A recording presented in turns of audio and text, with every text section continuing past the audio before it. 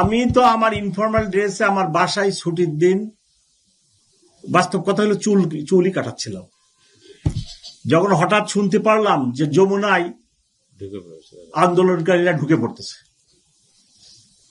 আমি অন্য কোন প্রস্তুতি নিয়ে আই রাস্ট, এবং যাই দেখি অবস্থা ভয়াবহ।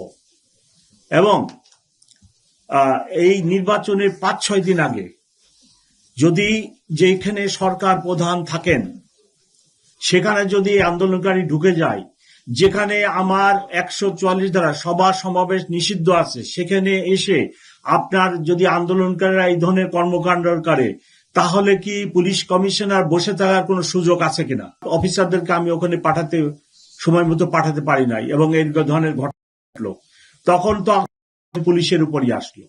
আমি পুলিশ কমিশনার হিসাবে কিভাবে আন্দোলনকারীদেরকে সরকার প্রধানের বাসভবন কাম অফিসে ঢোকার মতো ঘটনা ঘটাতে ঢোকার যে কি বলে সুযোগ বা ঢুকতে যাচ্ছে, এই অবস্থায় আমি কি বসে থাকার কোন সুযোগ আছে কিনা?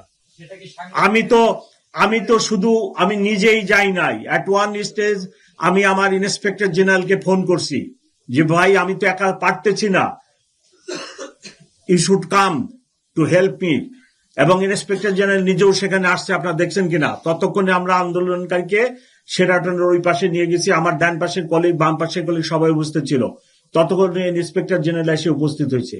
আপনারা এই কথা লেখেন যে গত 15 মাসে যে এই যে 20টা লোক 10টা লোকে রাস্তা ব্লক করে ফেলে, প্রেগনেন্ট লেডি ডেলিভারির জন্য হাসপাতালে যেতে পারে না, হার্ট অ্যাটাক আলা রুগী যেতে পারতেছে না, অবক যেতে পারতেছে না, পরীক্ষাতে যেতে পারতেছে না, বিমানবন্দরে টিকিট আছে, প্লেন ফেল করতেছে। আপনারা এই কথাগুলো লেখেন, আপনার এই শহরকে নিরাপদ রাখেন, মানুষকে নিরাপদ রাখেন, মানুষের যাতায়াত ব্যবস্থাকে নিরাপদ রাখেন।